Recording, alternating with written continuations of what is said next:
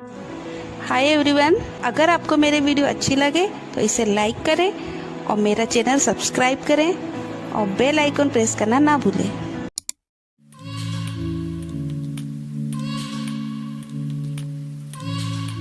तो चिल्ड्रन, आज का हमारा टॉपिक है हिंदी में वर्ण। वर्ण यानी लेटर। जैसे इंग्लिश में लेटर होते हैं, ऐसे हिंदी में उसे कहते हैं वर्ण। अ से ज्ञ तक आप सभी को पता है, आप सबने आगे पढ़ा होगा। अ से अनार, आ से आम, ई से इमली, क से कबूतर, ख से खरगोश। ये सब क्या है? वर्ण। अ, आ, ई, उ, री, ए, ऐ, ओ, औ। यहां तक क्या है? ये स्वर है।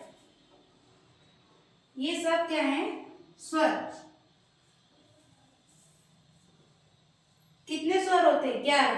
1 2 3 4 5 6 7 8 9 10 11। औ तक जितने भी हमारे अल्फाबेट्स हैं, जितने भी यहाँ पर वर्ण हैं, इन्हें हम कहते हैं स्वर। इसके बाद आते हैं व्यंजन। क से लेके ह तक और साथ में ण और ढ, ये है व्यंजन। ये होते हैं टोटल 35। 1 2 3 4 5 6 7 8 9 10 11 12 13 14 15 16 17 18 19 20 21 22 23 24 25 26 27 28 29 30 31 32 33 34 35 क्या होते हैं? व्यंजन। ये आपको याद रखना है। स्वर कितने होते हैं? 11 और 35 होते हैं व्यंजन। तो जो ये स्वर है और ये है व्यंजन, और इसका जो व्यवस्थित क्रम है, जो उसे हम कहते हैं वर्णमाला। वर्णमाला क्या होती है? जो अ से ज्ञ तक जब हम अक्षर लिखते हैं और उनको एक व्यवस्थित क्रम में लिखते हैं। अ के बाद आ ही आना चाहिए, ई के बाद ई आना चाहिए, पहले छोटी ही आनी चाहिए, फिर बड़ी ही आनी चाहिए। उसका जो व्यवस्थित पूरा क्रम है, उसको हम कहते हैं वर्णमाला। यानी कि ये अ से लेके ज्ञ तक, इसको पूरे को हम बोलेंगे वर्णमाला। अ से लेके औ तक स्वर, क से लेके ह तक व्यंजन, और उसमें साथ में 2 व्यंजन और ऐड हो जाते हैं। ये भी व्यंजन होते हैं, लेकिन इन दोनों व्यंजनों को शब्द में पीछे की साइड यूज किया जाता है। स्टार्टिंग इनसे नहीं की जा सकती।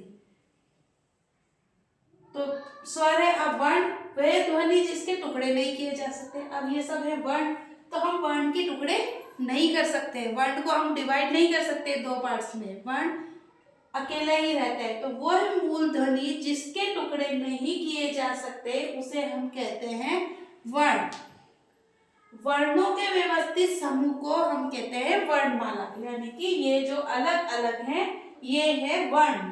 ये सारे वर्ण हैं, और इनको जब हमने व्यवस्थित क्रम में डाल दिया तो ये पूरी बन गई वर्णमाला।